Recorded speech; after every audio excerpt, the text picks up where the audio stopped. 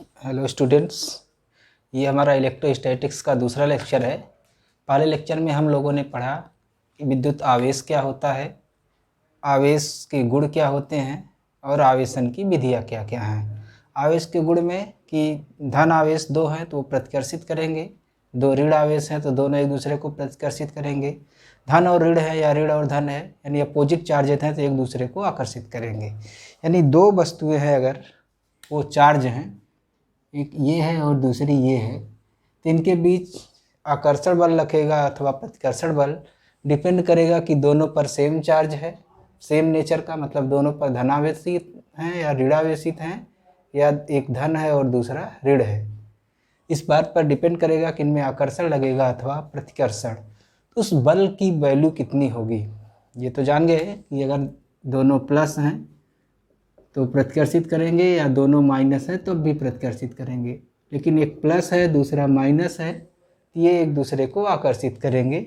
ये डिपेंड करेगा कि ये चार्ज कैसे हैं, वैल्यू कितनी आएगी।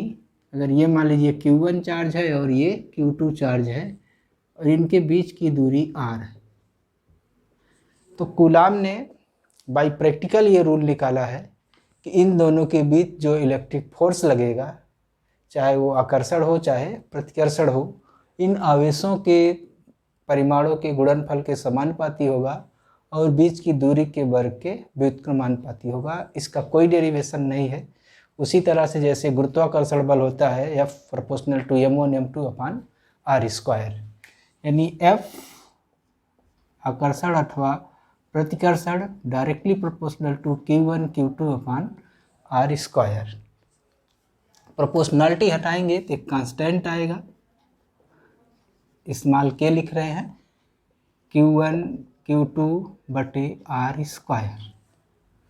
इस k की वैल्यू 9 गुणे 10 की घाते 9 रखी जाएगी, ये होती है। यहाँ पर इसको 1/4 पाई एप्सिलॉन 0 लिखा जाता है। इसलिए लिखा जाता है कि आगे के फार्मूले आसानी होंगे। एप्सिलॉन 0 के बारे में बहुत ज़्यादा डिटेल हम लोगों को नहीं पढ़ना है। यहाँ ये जानिए कि एप्सिलॉन 0 निर्वात की विद्युतशीलता है, निर्वात की विद्युतशीलता, परमिटिविटी ऑफ वैक्यूम। अब अगर यहाँ पर रख देते हैं तो F बराबर हो जाएगा 1/4 पाई एप्सिलॉन 0 Q1 Q2 बटे r स्क्वायर। 1/4 पाई एप्सिलॉन 0 का मान 9 गुणे 10 की घाते 9 है, तो हम एप्सिलॉन 0 का मान निकाल सकते हैं। यानी 1/4 पाई एप्सिलॉन 0, ये 9 गुणे 10 की घाते 9 है। इसको हल करेंगे तो एप्सिलॉन 0 का मान 8.85 गुणे 10 की घाते -12 आएगा। मात्रक एप्सिलॉन 0 का हम यहाँ से निकाल लेते हैं। यहाँ से एप्सिलॉन 0 क्या आएगा, बाकी इधर ले आइए, एप्सिलॉन 0 को यहाँ ले आइए, F को यहाँ लेके कर दीजिए। 1/4 पाई Q1 Q2 बटे r स्क्वायर F। ये कूलाम यानी कूलाम स्क्वायर, मात्रक एप्सिलॉन 0 का कूलाम का स्क्वायर प्रति मीटर स्क्वायर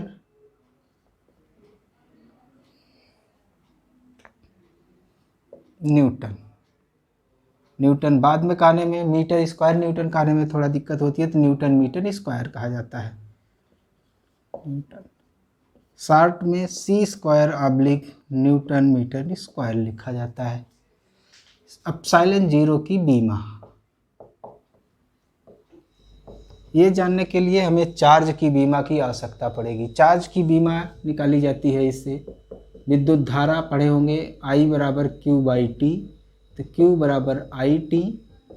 Q की बीमा अब निकालेंगे, विद्युत धारा मूल राशि है A टाइम T, याद कर लेंगे इसको।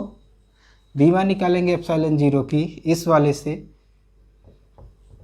चार्ज 2 बार है, AT 2 बार होगा, यानी A² T² हो गया 2 बार, बटे इसकी बीमा होगी नहीं।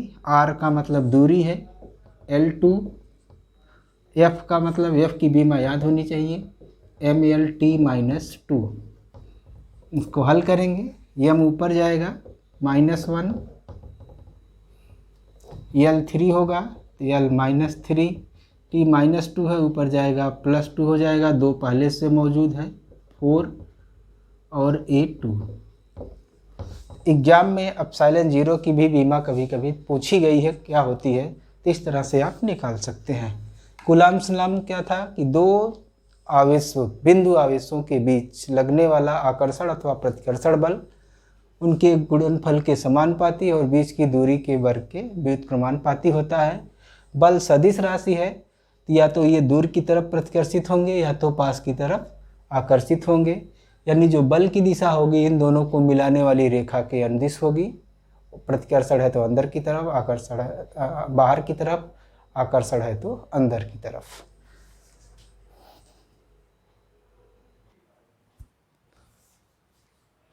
नियम हमने बताया और अब लिख भी दिया है कि दो बिंदु आवेशों के बीच लगने वाला विद्युत बल आकर्षण अथवा प्रतिकर्षण दोनों आवेशों के परिमाणों के गुणनफल के समानुपाती जबकि उनके बीच की दूरी के वर्ग के व्युत्क्रमानुपाती होता है।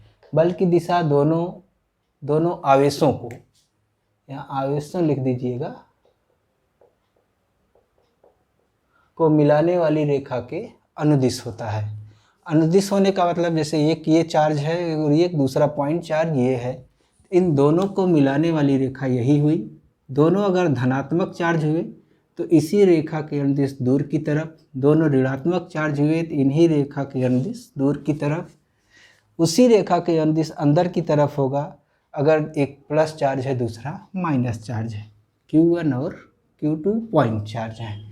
अब सवाल ये उठता है कि ये 10 कूलाम हो, ये 20 कूलाम हो, या ये 100 कूलाम हो और ये 1 कूलाम हो, तो इन दोनों के बीच आकर्षण, यानी ये इस पर बल लगाएगा अपनी तरफ और दूसरा वाला बल लगाएगा अपनी तरफ, तो क्या बलों के परिमाण अलग अलग होंगे? सेम उसी तरह से है जैसे बहुत बड़ा गोला हो, बहुत छोटा गोला हो, तो इनके बीच गुरुत्वाकर्षण बल जो लगता है वो दोनों के गुणनफल के समानुपाती, बीच की दूरी के वर्ग के व्युत्क्रमानुपाती होता है। लेकिन बड़े और छोटे दोनों पर समान बल लगता है। यहाँ पर भी जो Q1 पर जितना बल लगेगा उतना Q2 पर बल लगेगा, यानी Q1 के द्वारा Q2 पर लगाया गया बल या Q2 के द्वारा Q1 पर लगाया गया बल दोनों समान होंगे। दिशा देखेंगे विपरीत है, ये इसको इस तरफ खींच रहा है यानी इस पर लगने वाला बल दाहिनी तरफ है, और यह जो इस पर बल लग रहा है ये बाईं तरफ है। यह इस पर बल लगा रहा है दाहिनी तरफ, यह इस पर बल लग रहा है बाईं तरफ, दूर की तरफ। तो इस बात का ध्यान रखेंगे, यानी नोट के तौर पर दोनों आवेशों पर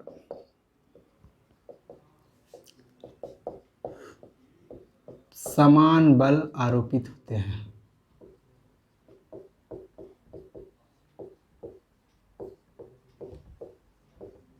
दोनों के परिमाण भले अलग अलग हों पर इन पर लगने वाले बलों का परिमाण क्या होता है, एक समान होता है। जो भी हम सवाल लगाएंगे इसके आवेशों के परिमाण रखेंगे, यानी 10 कूलाम प्लस 10 कूलाम दिया है तो हम वहाँ आवेशों का यहाँ पर क्या कहते हैं चार्ज नहीं, साइन नहीं लिखेंगे। साइन का सिर्फ इतना महत्व है कि समान साइन के हैं तो बल की दिशा हम पता कर लेंगे कि दूर की तरफ के है कि पास की तरफ है, यानी आकर्षण और प्रतिकर्षण आवेश के नेचर से डिसाइड होगा। जो परिमाण निकालेंगे कि बल कितना लग रहा है उसमें प्लस या माइनस नहीं रखेंगे, यानी ऋण 5 न्यूटन 5 न्यूटन आंसर नहीं होगा, इतना न्यूटन दूर की तरफ पास की तरफ इस तरह से लिखा जाएगा। यानी न्यूमेरिकल लगाएंगे तो यहाँ पर चार्जेस के परिमाण लिखेंगे और दिशा जो है फिगर बनाकर दिखा देंगे। इसके पहले अभी हमने एप्सिलॉन 0 बताया था, अब पढ़ेंगे कि आखिर ये बल किन बातों पर निर्भर करता है। दो बिंदु आवेशों के बीच लगने वाले विद्युत बल या कूलाम बल की निर्भरता। बल मतलब विद्युत बल। अब दो चार्जेज हैं, फार्मूला पढ़ चुके हैं, F बराबर K कांस्टेंट जो 1/4πε0 या 9×10⁹ लिया जा रहा है, Q1 Q2/r²। तो इस फार्मूले से साफ दिखता है कि आवेशों के परिमाण पर डिपेंड करता है और बीच की दूरी पर डिपेंड करता है। एक तीसरा फैक्टर है आवेशों के मध्य माध्यम पर, यानी इनके बीच माध्यम कैसा है। जैसे एक चार्ज ये है मार्कर और दूसरा चार्ज इस पर है डस्टर पर, तो इन दोनों के बीच में अभी हवा है। और कोई चीज़ ले लिया जाए, जैसे पानी भर दिया जाए, उसमें ये चार्ज रखा जाए, ये पानी के अंदर है, यानी इन दोनों के बीच में पानी है। तेल में दोनों को रख दिया जाए तो यानी इनके बीच का माध्यम तेल हो गया। या ब्लैक ये कोई कागज़ का टुकड़ा इसके बीच में भर दिया जाए, जैसे ये है, ये चार्ज हो ऐसे रख दिया गया, ये प्लास्टिक आ गया इसके बीच में, यानी दोनों के बीच में क्या है, इस बात पर डिपेंड करता है कि यहाँ पर माध्यम कैसा है। ये माध्यम, पहले कुछ नहीं था तब बल कैसा लगेगा, कोई माध्यम रख दिया जाएगा तो बल कैसा लगेगा, कितना लगेगा, ये डिपेंड करेगा कि इस माध्यम की प्रॉपर्टी कैसी है।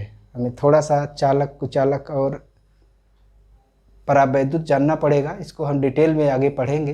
पर इतना जान लीजिए कि जैसे ये आवेशित है और इस पर टच कराया जाए तो यह चार्ज इस पर पूरी तरह से फैल जाए, मतलब आवेश एक जगह से दूसरी जगह पर आसानी से चल सकते हैं। जिस मटेरियल में उनको हम चालक कहते हैं।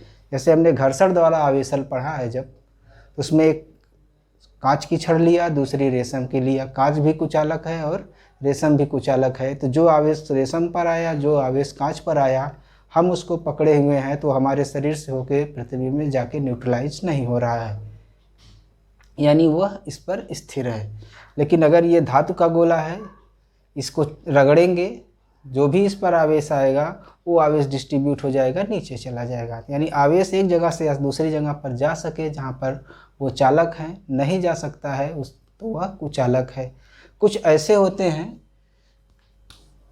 जैसे ये प्लस चार्ज रखा गया, ये एक मटेरियल रखा गया, तो इसमें भी प्लस चार्ज है और माइनस चार्ज है, न्यूट्रल है। लेकिन प्लस चार्ज की तरफ माइनस चार्ज आ जाए और अपोजिट डायरेक्शन में प्लस चार्ज आ जाए, पोलराइज्ड हो जाए, यानी जो पदार्थ है वो किस दूसरे आवेश के पास रखने पर उसमें प्लस और माइनस अलग अलग होने लगें, तो उसको हम कहते हैं परावैद्युत, यानी जो पोलराइज्ड होते हैं। हम इसको नेक्स्ट यूनिट में डिटेल में पढ़ेंगे परावैद्युत होता क्या है। पर यहाँ माध्यम रखने पर बल कम हो जाएगा, जितना गुना कम हो जाता है उस माध्यम का परावैद्युतांक कहलाता है। उसको कैपिटल के से लिखते हैं। माध्यम का परावैद्युतांक के से लिखा जाता है। 1 होता है के का मान वायु के लिए, और के का मान अनंत होता है धातुओं के लिए, यानी चालकों के लिए। बाकी के लिए इनके बीच में पड़ेगा, यानी के का मान 1 से ज़्यादा ही रहेगा, तब इस के की वैल्यू हो जाती है 1/4 पाई एप्सिलॉन 0 के। एप्सिलॉन 0 के को एप्सिलॉन लिखा जाता है। एप्सिलॉन जो है, इस एप्सिलॉन को माध्यम की विद्युतशीलता कहते हैं और इसको निर्वात की।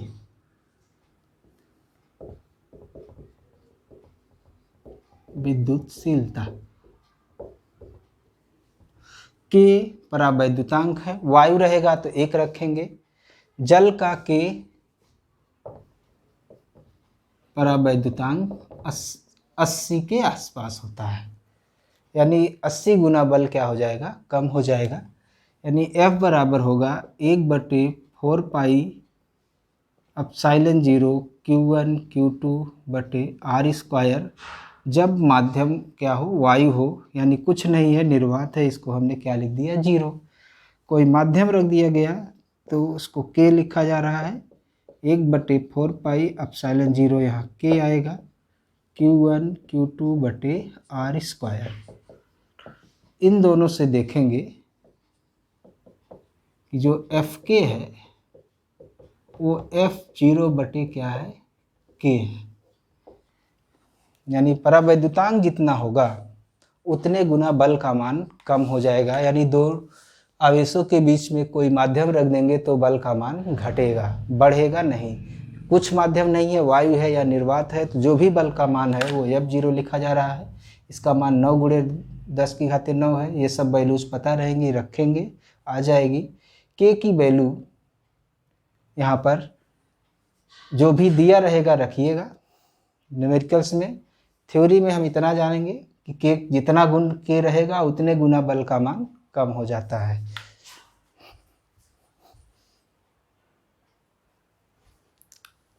कूलाम के नियम का महत्व, ऊपर हमने ये लिख दिया है कि आवेशों के बीच लगने वाला बल माध्यम रखने पर जितना कम हो जाता है, जितने गुना, उसको हम उसका परावैद्युतांक कहते हैं, यानी परावैद्युतांक का वह मान होता है। इसका महत्व, नाभिक में प्रोटॉन होते हैं पॉजिटिव चार्ज, न्यूट्रॉन होते हैं जो कि न्यूट्रल होते हैं, इलेक्ट्रॉन इसके अबाउट घूमते रहते हैं। तो नाभिक से ये इलेक्ट्रॉन नेगेटिव चार्ज और ये नाभिक का पॉजिटिव चार्ज, इन दोनों के बीच लगने वाला आकर्षण बल इसको घूमने के लिए, सर्कुलर पाथ पर घूमने के लिए अभिकेंद्र बल प्रदान करता है। यानी परमाणु से परमाणु और ये नाभिक और इलेक्ट्रॉन से मिलकर परमाणु बनने में, यानी इलेक्ट्रॉन का नाभिक से बंधे रहकर परमाणु बनाने में इस विद्युत बल की सहायता ली जाती है। यानी विद्युत बल का मान 1/4πε0 Q1 Q2/r² से जो आता है वही बल यहाँ पर जो मिलेगा वह अभिकेंद्र बल का कार्य करता है। विद्युत सहयोजी यौगिक पढ़े होंगे जिसमें Na+ और Cl- है, ये सहसहयोजी बंध बनाते हैं। इस पर पॉजिटिव चार्ज, इस पर नेगेटिव चार्ज, ये विद्युत आकर्षण बल के कारण को एक निश्चित दूरी पर बंधे रहते हैं। नाभिक के स्थायित्व की व्याख्या की जाती है, यानी प्लस चार्ज के बीच रिपल्सन होता है, प्रतिकर्षण होता है जिससे नाभिक को टूट जाना चाहिए, लेकिन इनके बीच नाभिकीय बल भी कार्य करता है जो कि इलेक्ट्रिक बल से कई गुना ज़्यादा होता है, जिसके की कारण ये बंधे रहते हैं। यानी जो कूलाम का नियम है वो नाभिकीय दूरियों से लेके बड़ी दूरियों तक वैध है, और इलेक्ट्रॉन का नाभिक के साथ बंधे रहकर परमाणु बनाने में, व्याख्या करने में कूलाम के नियम का महत्व है।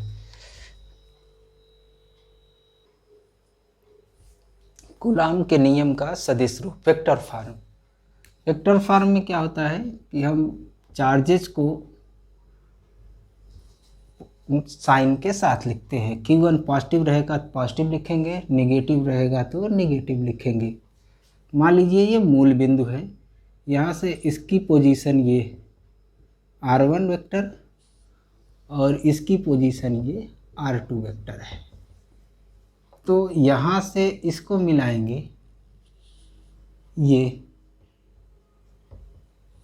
और हम पढ़ेंगे कि Q2 पर जो बल लग रहा है वो Q1 के कारण लग रहा है, वो कितना होगा। Q2 पर Q1 के कारण लगने वाला बल, विद्युत बल, दूसरे पर बल लग रहा है पहले के कारण। वेक्टर लगाएंगे 1/4πε0, कोई माध्यम है तो के लिखेंगे, अदरवाइज नहीं लिखेंगे। Q1 Q2 ये परिमाण नहीं है, साइन के साथ है, बटे R² का मतलब यहाँ से इनके बीच की दूरी 1 से 2 को मिलाया गया है, इसको R12 लिखा जाता है दूरी, यानी ये दूरी है R12। ये वेक्टर है और ये पूरा हमारा परिमाण है, तो यहाँ पर एक यूनिट वेक्टर लिखा जाता है R12 कैप। R12 कैप का मतलब ये R12 जो वेक्टर है यहाँ से इस तरफ है, तो बाद वाले में से इस वाले को, इसको इसमें जोड़ेंगे तो ये मिलेगा, यानी इसमें से इसको घटा देंगे तो ये मिल जाएगा R2 - R1। इसी तरह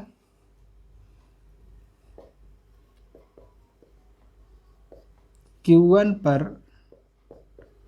Q2 के कारण लगने वाला बल,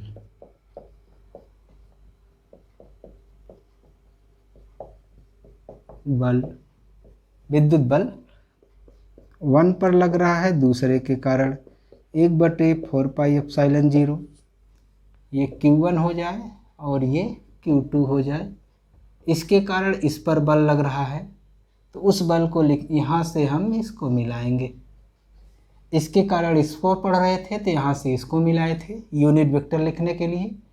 इसके कारण इस पर पढ़ रहे हैं तो यहाँ से इस तरफ मिलाएंगे। Q1 Q2 बटे R21 ये दूरी है, R21 का कैप। R21 वेक्टर है, ये R1 vector minus R2 vector है। परिमाण अगर चाहिए, यूनिट वेक्टर चाहिए, ये जानते हैं कि जो यूनिट वेक्टर है, चाहे इसी को लिख देते हैं R12 कैप R12 वेक्टर बटे दूरी R12, यानी उसका परिमाण। तो देख रहे होंगे दोनों में, इसमें और इसमें, समीकरण 1 और 2 से, 1 और 2 से R12 कैप बराबर है माइनस R12 कैप 21। इसकी दिशा इस तरफ है और इसकी दिशा इस तरफ है। सिंपल सी बात है। आकर्षण बल भी होगा तो ये इसको इस तरफ खींचेगा और यह इसको इस तरफ खींचेगा, यानी दोनों पर लगने वाले बलों की दिशाएं विपरीत होंगी। प्रतिकर्षण बल भी है तो इस पर दूर की तरफ, इस पर इधर की तरफ, एक पर दाहिनी तरफ लगेगा, दूसरे पर बाएं तरफ लगेगा, यानी पहले पर लगने वाला बल बराबर माइनस जो है वो दूसरे पर लगने वाला बल। दोनों पर लगने वाले बल समान परिमाण के होते हैं, दिशाएं उनकी विपरीत होती है। ये कूलाम का नियम था। सिंपल है, एक लाइन याद रहती है कि F बराबर 1/4πε0 के Q1 Q2 बटे R स्क्वायर। कुछ क्वेश्चन डायरेक्ट मिलते हैं जिसमें Q1 पता होता है, Q2 पता होता है, R रखिए निकल जाएगा बल कितना न्यूटन आया। आकर्षण है कि प्रतिकर्षण है, दिया रहेगा कि वो दोनों धन आवेश हैं कि दोनों ऋण आवेश हैं।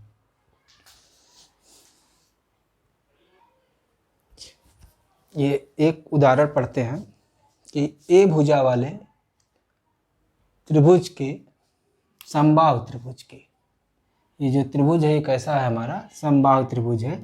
जो त्रिभुज है वह कैसा है, समबाहु है, इक्विलैटरल ट्रायंगल है। सारी डायमेंशन, सारी ये तीनों भुजाएं समान है, यानी प्रत्येक कोण 60 डिग्री का है। सब पर प्लस क्यू आवेश रखा गया। किसी एक चार्ज को अपने आप चुन लेना है और उस पर बल की वैल्यू निकालनी है। इससे इस पर फोर्स निकालना है, सी पर मान लीजिए बल निकालना है, या ए पर निकालना है, या बी पर। तो बी पर निकालते हैं। ये बी प्लस क्यू चार्ज है, ये इस पर बल लगाएगा दूर की तरफ, क्योंकि ये भी पॉजिटिव है और ये भी पॉजिटिव है, दोनों को मिलाने वाली रेखा ये है। मैंने बताया था कि जो बल की दिशा होगी दोनों आवेशों को मिलाने वाली रेखा के अंदिश होगी, तो इसको और इसको मिलाने वाली रेखा ये है, इसके अंदिश दूर की तरफ। ये सी के कारण बल लग रहा है बी पर रखने वाले पर चार्ज पर, बी पर बल लग रहा है किसके कारण, सी के कारण, एफ बी सी लिख दिया हमने। ए के कारण इस पर बल लगेगा, ये भी पॉजिटिव ये भी पॉजिटिव, मिलाने वाली रेखा ये, तो दूर की तरफ। ये भी बी पर ही बल लग रहा है, ए के कारण लग रहा है, इसलिए इसको हम एफ बी से लिख रहे हैं। परिमाण की अगर आप बात करेंगे, एफ चाहे बी ए निकालेंगे चाहे एफ बी सी निकालेंगे, दोनों बराबर आएंगे। क्यों? क्योंकि दोनों के चार्जेस बराबर हैं और बीच की दूरियां भी क्या है, बराबर हैं। प्रत्येक भुजा यहाँ पर ए है। 1/4πε0 क्यू क्यू बटे ए का स्क्वायर, ये परिमाण आ गया। दोनों बल, दो बल कार्य कर रहे हैं, इसका परिणामी बल निकालिए। इनके बीच का जो कोण है ये 60 डिग्री है, ये भी 60 डिग्री होगा। ये इसका परिणामी बल है एफ।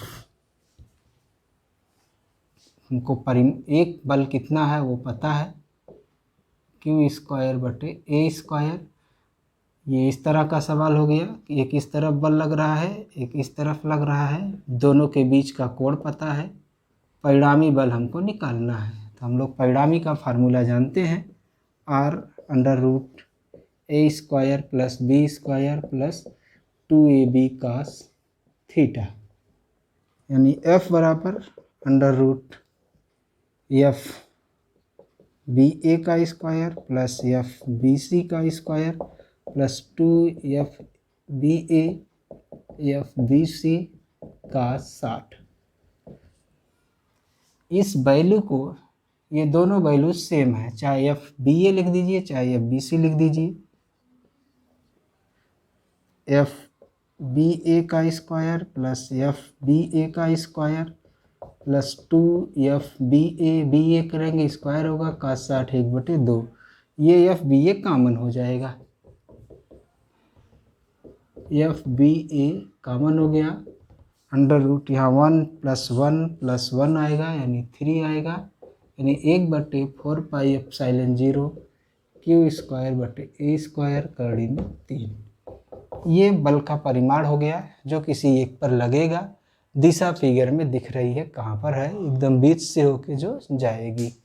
अब इसी में एक चार्ज अगर ये नेगेटिव हो जाता तो जो ये बल इधर लग रहा है ये बल इधर हो जाता, इनके बीच का कोण 120 डिग्री हो जाता। ये भी नेगेटिव हो जाता, ये पॉजिटिव ही रहता, ये बल इस तरफ हो जाता, ये बल भी इस तरफ हो जाता। अगर ये नेगेटिव होता तब ये फोर्स की डायरेक्शन इस तरफ बदल जाती। यानी सवाल लगाएंगे तो इसका ध्यान देंगे कि चार्जेस की साइन कैसी है, उसके द्वारा बल किधर लगेगा, जिस पर फोर्स निकालने के लिए कहा जा रहा है उस पर परिणामी बल कितना होगा वो वेक्टर सम करके निकाल लेंगे।